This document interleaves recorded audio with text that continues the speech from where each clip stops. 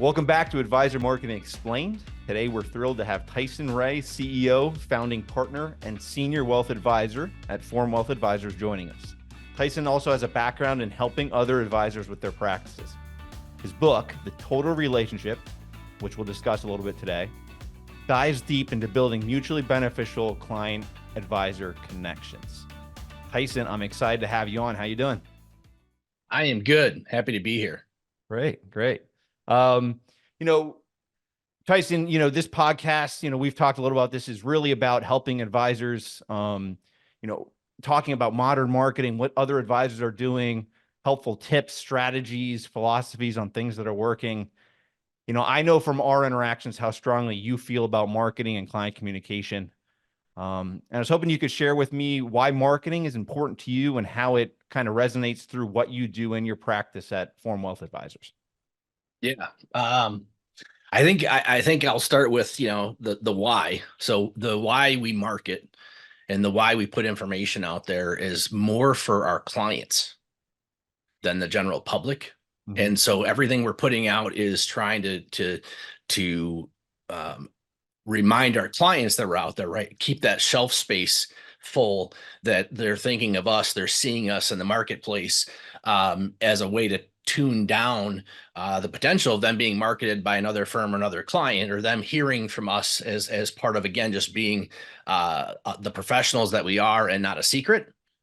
And I think that change, which I don't know, gosh, probably 20 years ago, shifted from doing marketing with some expectation, right? That it was just gonna be this floodgate of people coming to us or wanting to become a client. And that happens, but that's secondary to why we market. And when I shifted the focus to, we want to put stuff out there for our clients. Sometimes it was just thanking our clients. Sometimes it was reminding clients of an event that we were doing or what have you. It was just the feedback we got was great because it helped us realize, wait, they're seeing it. And if they're seeing it and it wasn't us marketing it, they could be seeing our competitor possibly, right? And so because we're in these different mediums that we're communicating to our clients via marketing in, it is a way of allowing ourselves to not have the competitor take that shelf space or have that competitor touch the client, because they're going to gravitate to our pieces of communication and our advertisements, if you will, or our marketing pieces, because we're familiar, and it tunes down what could be a draw from another financial services firm. Yeah, it's interesting you say that, Tyson. I was actually reading a report from Y Charts yesterday. Every year they do a report on advisor communication. And one of the things that broke down was where clients are actually getting their information from. So, it was like 60% of the financial information they're getting from their advisors.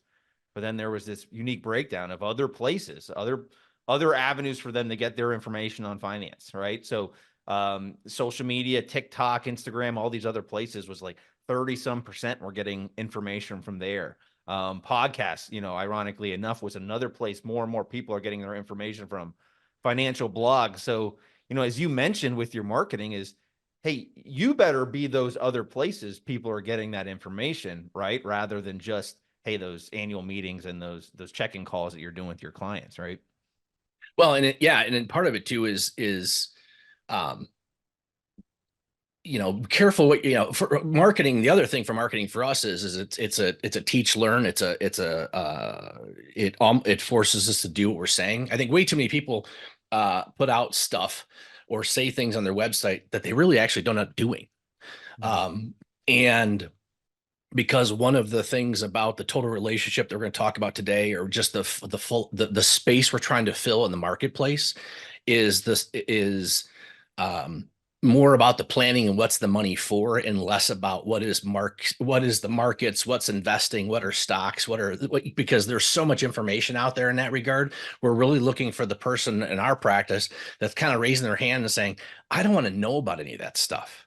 And so therefore we don't have to market about any of that stuff or try and put out there the update on the new, whatever the code is, or whatever the new fad is, or whatever the stake is on things. Because I think, again, if you do that, you attract people that are going to come to you wanting those things. And so a lot of our marketing pieces have nothing to do with product or financial services or trends or the hot idea, versus just stewardship principles or helping them think about terms of planning or just what a better life can look like.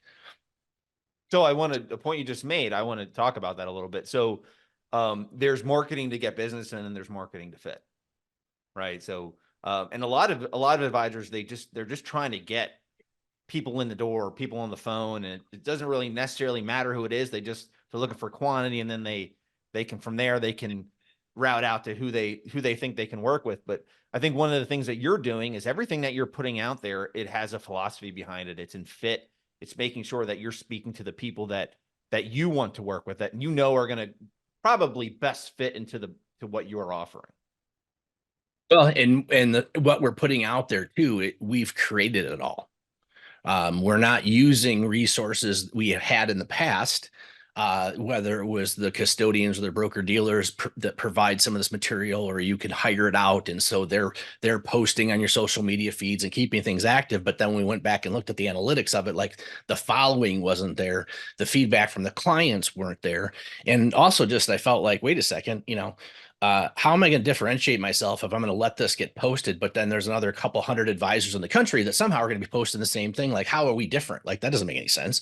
And so everything that we're doing is trying to be an expression of who we are and how we feel about things and what we value about things, and creating the communicating the culture of what clients are going to come experience through the different mediums that we market into, or how we market, to help the client, that remind the client when they're coming what they're coming to experience, and remind somebody, or let somebody that's not a client somewhat have a taste or a feel of what even the office looks like, or who's on the team, and what we kind of value and what our philosophies are. And it makes that bridge, I think, a little easier to cross than some of the stuff that just puts out there that's generic that anybody can post, and or multiple people are posting.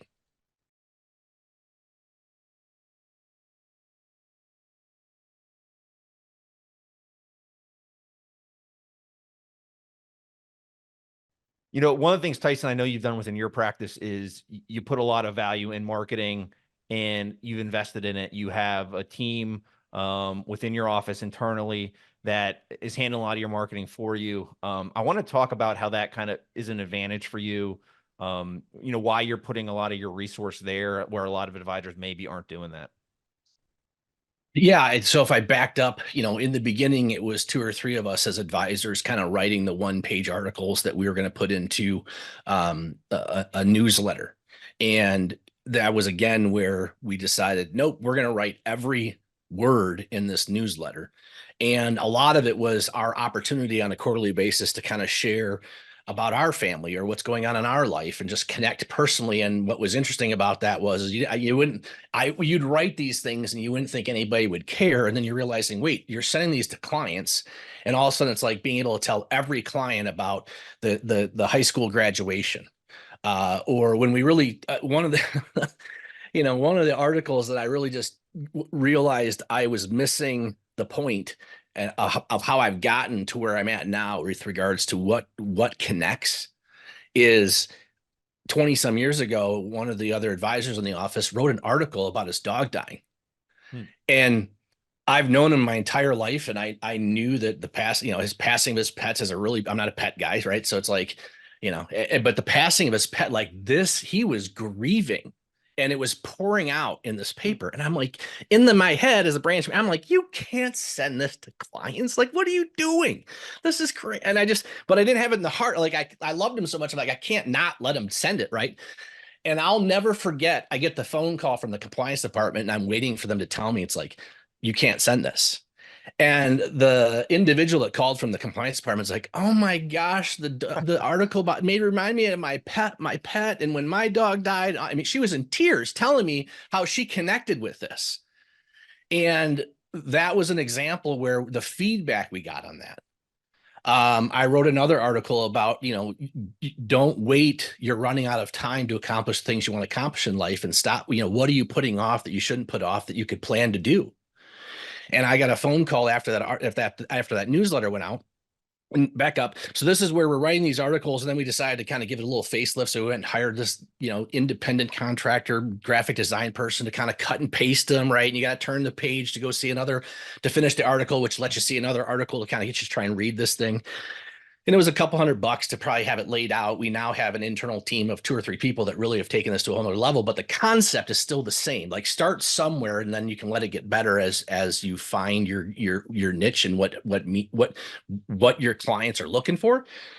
But back to this article about planning and not running out, appreciating that, what are you doing that you wish you would have, or what have you not done that you've always wanted to do, was the kind of point behind this article. And she's passed now, but I got this phone call, and I just want to come see you. I need like 15 minutes. I just want to come see you. And I'm kind of like, well, that's kind of odd. We met like last month, did the annual review. Like, normally they're like really fine. Like, this is, and she didn't really want to get into why. She wanted to see me person. And she came with this newsletter article, opened up to the article about, not putting off what you really want to do. And, she's like, I needed to thank you for this. And I said, okay. She's like, I went and got baptized this weekend. And she was like 76 years old. Wow. And she's like, I've just always wanted to get baptized. That's all I kept thinking about when I was reading this article. And I just decided, yes, I'm just going to go do this. And it's just like, the power advisors have to try and help people live better lives and try and communicate in that way. That's what we're trying to put out there to our client. It is just so contagious. And it stands out so much more than, let me guess what the market's going to do by the end of the year. Or is the Fed going to cut rates or not cut rates? It's like, it's like they care, but they don't care. Mm-hmm. What they care about is, how do they live a better life? And how do you give them permission to live that life? And how do you also tell them no? And how do you help them not make mistakes and avoid regret? And that, the passion behind that is what drives why we're doing this thing called marketing, right? It's not sales. It's messaging, it's branding, it's communicating, it's differentiating, and we're trying to solve a problem that the whole industry has, that we all sound the same. We all have the same markets and products to basically invest in. So how are you differentiating that? And we feel within this total relationship philosophy, we are. And I feel like advisors, I call it bobbleheads, right? I get in a room, and when I've talked about this, like, their heads are bobbing up and down. If you're hearing this might be resonating with you, which is, you're like, you worked your whole career, and it's just like, you're telling yourself, there's got to be a better way than to go peddle the product of the wholesaler that I met with last month for lunch, that their brochures just showed up and I feel indebted to do some of that, or the firm is pushing this product, or I'm scared, so I'm going to go put clients in this safer investment or what have you. And you're feeling like it's exhausting. It's never ending. It's like, how can you make a difference? And it's basically setting that aside that you don't control, and really get to know the person across the table that you already have this relationship with, right? But deepen that and put the focus there. And then put those pieces out. So yeah, the hardest part of marketing was me having to realize I had to let it go. I get to speak into it. And now we have people that actually have the degrees and skills and talents, but we didn't start there. Like, this was just words on a piece of paper given to a graphic designer, putting out a newsletter, or taking those articles and repurposing them into social media posts and things. And now it's gone to a whole nother level. But if you're not passionate about what you're putting out there, you're not putting out the right stuff for you. Yeah, I if think marketing feels like work, right? It's not. Don't stop doing it, right? You should be so excited about those pieces that are going out, because it's an expression of who you are.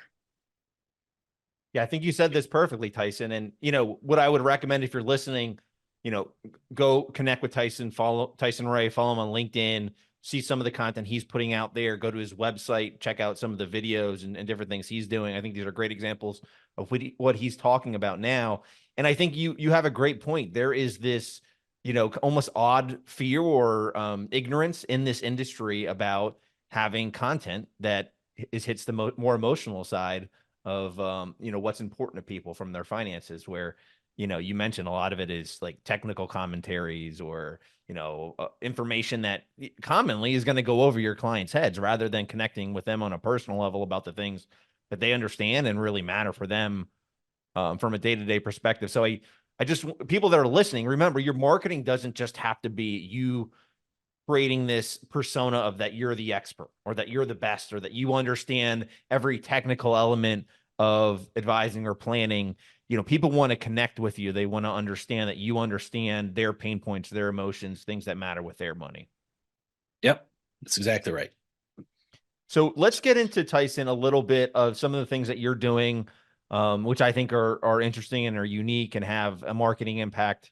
I know you do a lot of video. You're comfortable doing video. A lot of the stuff you do is really interesting.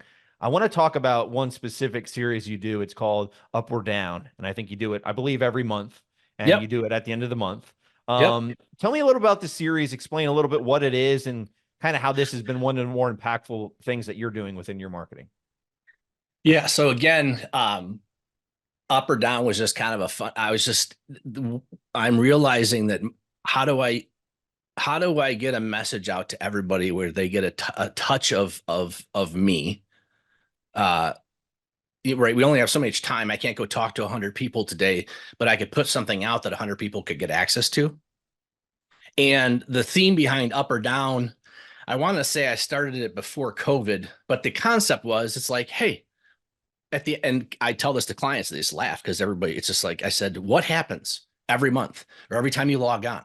You look at the total and you ask yourself mentally, is it up or down from the last time you looked? Right. And then based on whether it's up or down is whether you're going to turn to page 2, dig in, call me, be worried, or just shut it down, throw it away, move on. And what dawned on me is I'm going to do an up or down that before they get their statement, I'm going to tell them, is it up or down? Generally speaking, relative to the market in general, because if the S&P 500, the market, as it's kind of referred to, that's generally what I'm going off of is the market up or down. And if the market's down, most likely your portfolio is going to be down. And if the market's up, most likely your portfolio is going to be up. So it was just a one-to-many strategy. Now, the funny thing about this is, for my financial advisor out there that's hearing this, I tortured myself taking my iPhone and for an hour or two, right, trying to record this 3-minute thing perfectly without an or an oops, or I said it wrong, or heaven forbid it goes to compliance and then comes back and I got to cut up this recording. Till I finally realized, one, what I hated was trying to record this thing, and much less try and edit it. And two, I realized through some coaching that everything as an advisor that you hate, God had created somebody that loves to do that, right? And there's their skill set and they're fantastic at it. And now it is literally a microphone is set up, a camera set up. I come up and I'm asked questions with someone standing behind the microphone. What are you saying to clients right now about whether the markets are up or down? And I just talk for 3, 4, 5 minutes and they go cut it up. And when it actually gets published, I like watching them because I actually get to see what in the world it is I said or how they put it together. And sometimes there's ums in there. Sometimes they got to cut me out and bring something back in, or there's a little flub. But again, that I think brings authenticity. But effectively, the feedback has been from clients is it's just you're giving them that touch of information about at a high level what's up or down and why they need to be worried about it. And again, I feel like a broken record, but if what you're saying on a monthly basis is, if you're a long-term financial planning, setting money aside, being a good steward, you don't have to react to all this stuff that day in, day out, everybody's screaming at you like you should. And I don't know if saying it once a month is enough, given how much they're hit all month long. But it's just basically that we're taking whatever the theme is for the month and telling them why it doesn't matter to their long-term portfolios and why it doesn't matter to and or what we've done in the models, if we've made any changes to the portfolios, or what our thoughts are in general of whether this is a big deal or not a big deal. And a year from now, you're probably going to laugh about it, or you're even going to forget that this was the issue. And two things have happened. One, clients are the feedback we're getting from clients are, hey, thank you. Or I love getting that.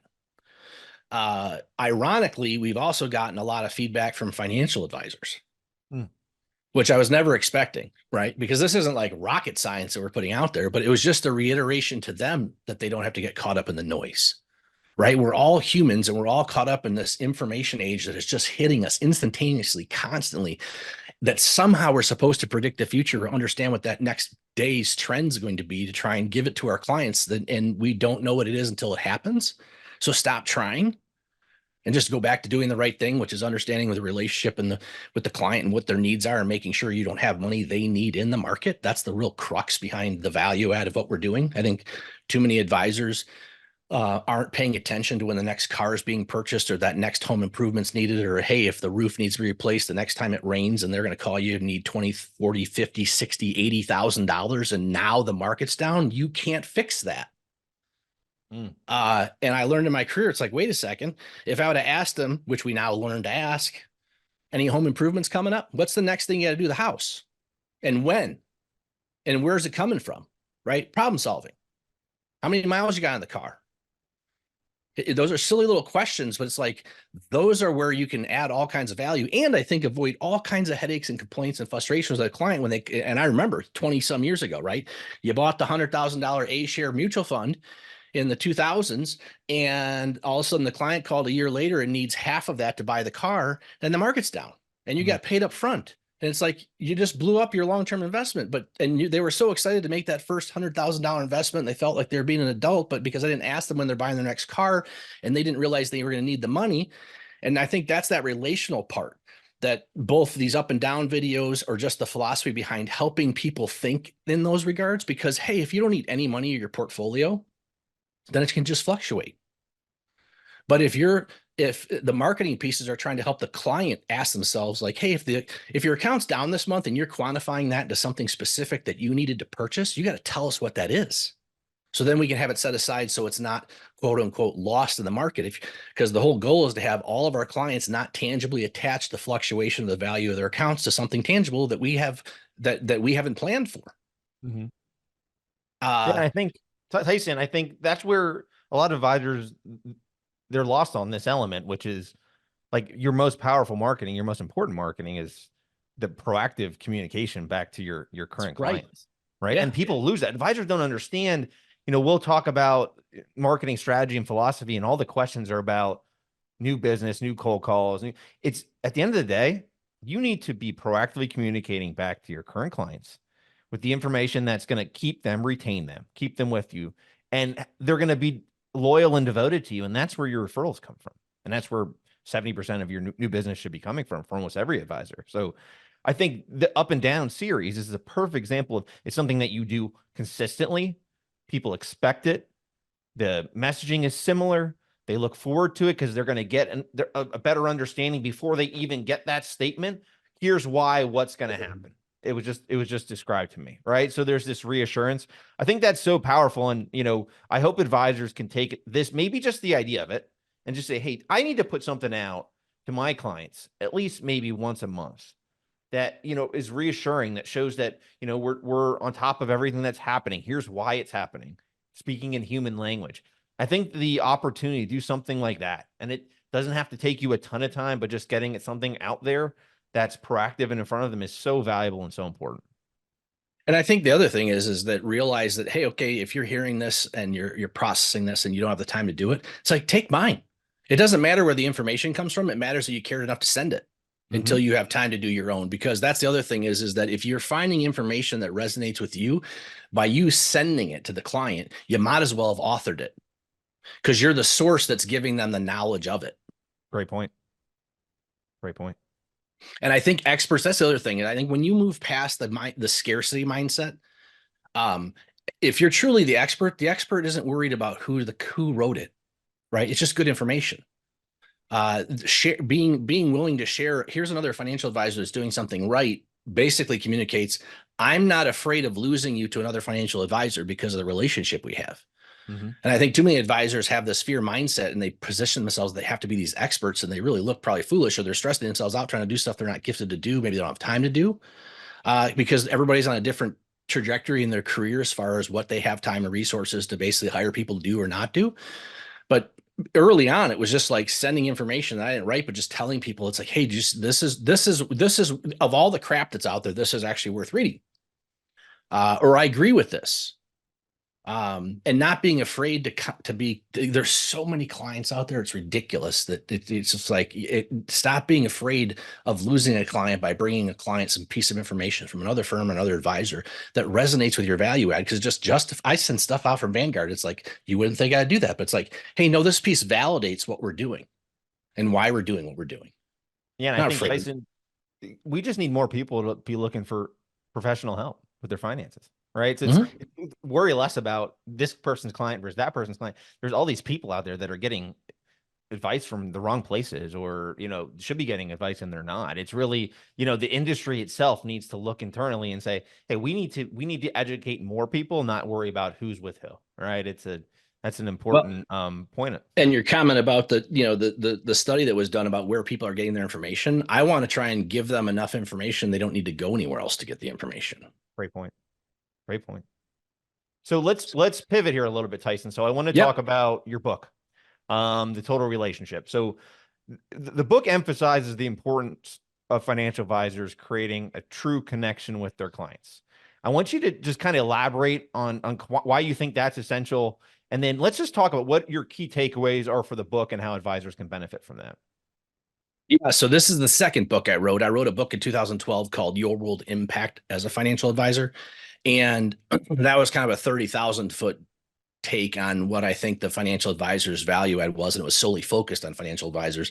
I had been bugged for years to give that a facelift, and total relationship basically went the other direction. Instead of being kind of a 30,000-foot view, this is like the granular view of literally questions we ask, the process that we take somebody through, and it is helping the advisor realize what I think the client's looking for, and helping the client realize what they should be looking for in an advisor.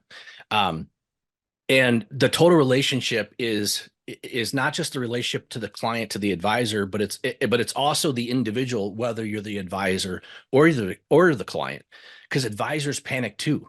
Advisors have fears too. Advisors get worried markets go down too. And so it's like it's understanding for yourself, and then it's as the advisor, and then understanding from the client level. It's like, what's your relationship to market to clients? Like, what's your relationship to fear? What's your relationship to money? What's the story of wealth? How are you raised in wealth? Like, because we have relationships, not just people relationships, we have relationships financially. We have mindsets and belief systems and values financially, both with fear and greed, what we want, what we don't want, what we judge, what we've seen others do, mistakes, wins, and taking the time to understand some of that. We have a process we take clients through, and it's a deck of cards. And it just reiterated to me it reiterated to me a week ago, meeting with a client, and they're rattling off this $20 million they have, which is a pretty significant amount of wealth. And then they have a $100 million business they're going to sell, which they didn't include in the discovery documents that we had, or that we got from them. And I still went through the process of asking these standardized questions that we asked that are flushed out in this total relationship. And one of them is this little deck of cards, and some of them are the planning goals of the future, right? Needs and wants, and everybody does that. And then we have these cards that are basically your emotional fears. How do you feel about taxes and inflation? How do you feel about caring for your parents? One of the questions is, how do you feel about running out of money? And all the card says is running out of money. And I ask them to put them in order of what's the most fearful to them. What are they most worried about? And the wife, number one, running out of money. The husband, number two.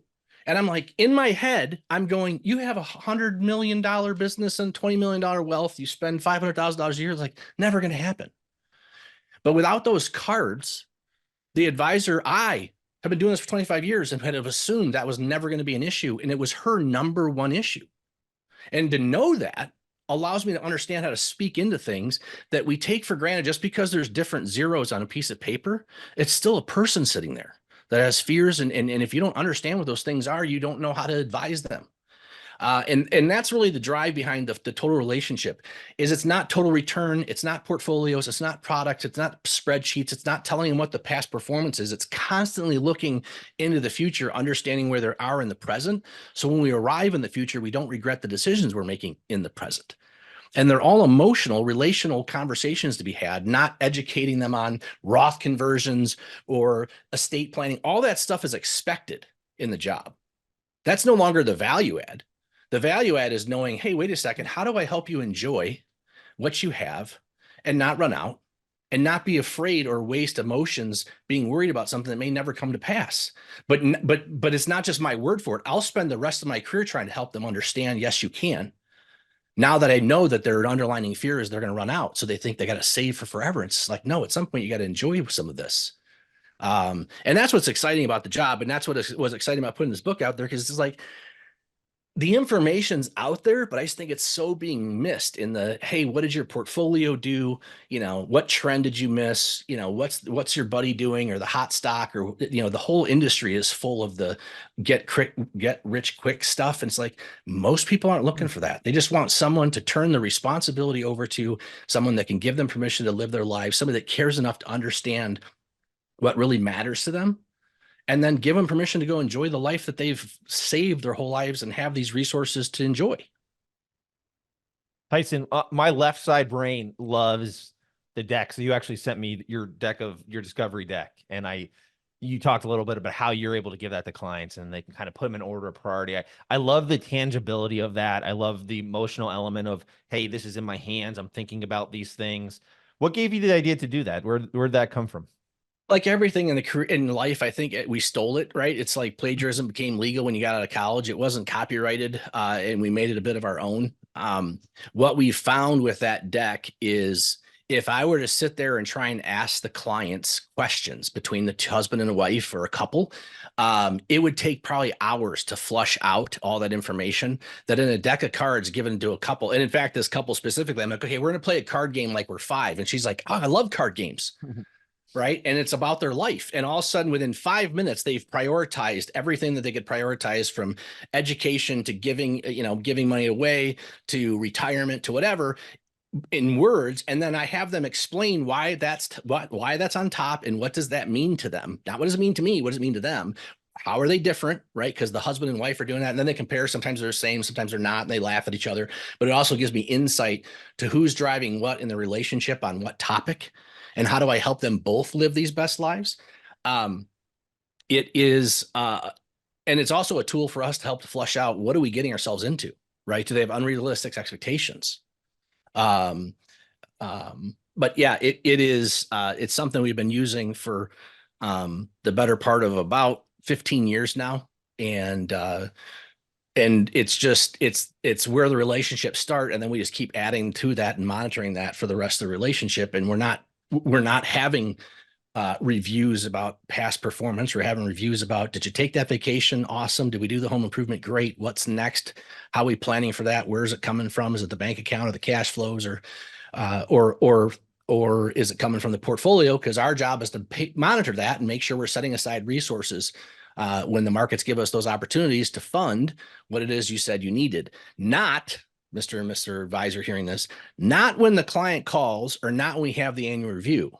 We're effectively collecting information from our clients to try and know, for all of this next year, what do the clients need?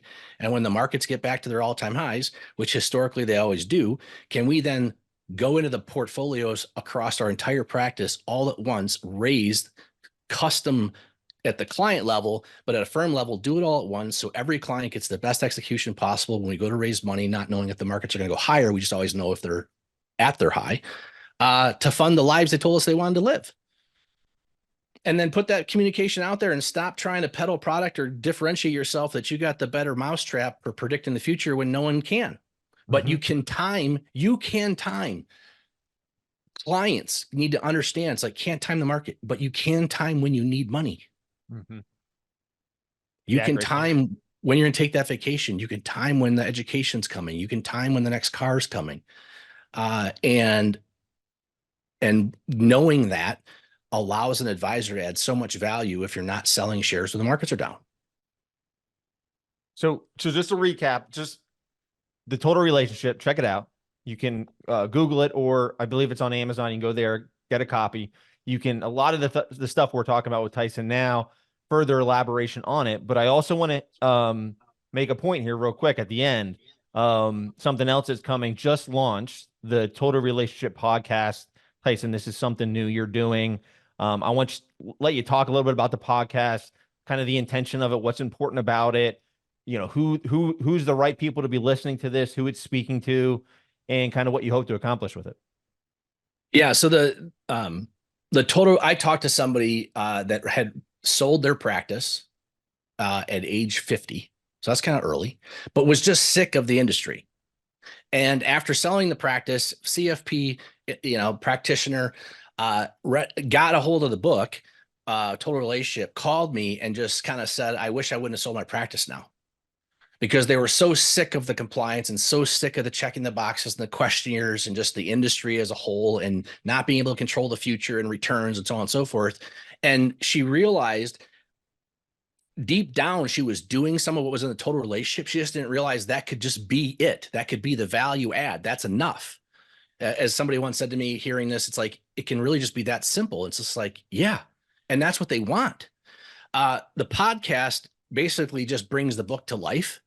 We originally, I'm not a big fan of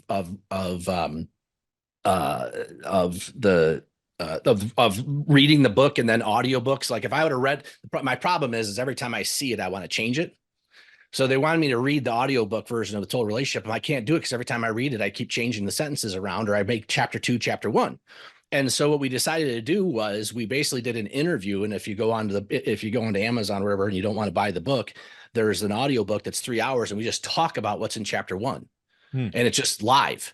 And that was, I think, some of the best work we ever did. And that was so much fun. It was just like, hey, let's go do this. Let's go do the podcast. And the purpose of it is just to start breaking it up in pieces and giving it out tangibly. Sometimes it's a teach learn, right? That you hear it once and then you read it again, and then you kind of hear it in this podcast. Is how do we just keep getting this information out to try and help advisors give their clients a different experience than what I think the industry is wanting to give them.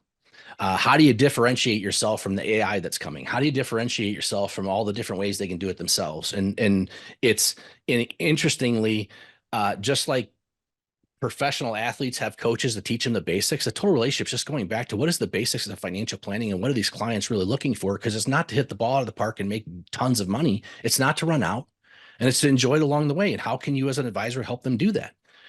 And have control over what those things are that you actually are trying to put out as your value add when you don't control so many things in the financial services industry, compliance, regulation, the market, so on and so forth.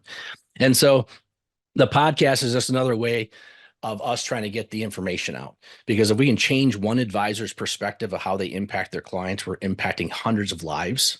And that's just so exciting to me. It's like, why keep that a secret anymore? It's like, and make it your own, change the name. I don't care what you do, but realize that you can simplify the things in the industry that drive you nuts: portfolio management, the compliance aspect, the industry being the expert on what cryptocurrency is or isn't, and become the expert and hold on to the things that are most important to clients, which is how they live their lives. How can they not regret decisions they're making? How can you be an advocate for some things they told you what they wanted to do, and encourage them to go do it so they don't regret it down the road. So that's what the podcast is for. Tyson, this is awesome. I hope, people that are listening here, go check out the podcast. Tyson shared with everyone a lot of different channels to get more of this information. You have the Total Relationship book, the audio version of the book, now the podcast, which just launched. Not to mention, go to Forum Wealth Advisor, check out the website, see some of the videos that Tyson's done. We talked about up or down. You can check out a little bit more of that series. He has it on his website. Tyson, I really appreciate you being here. I think some of the insights you shared are fantastic.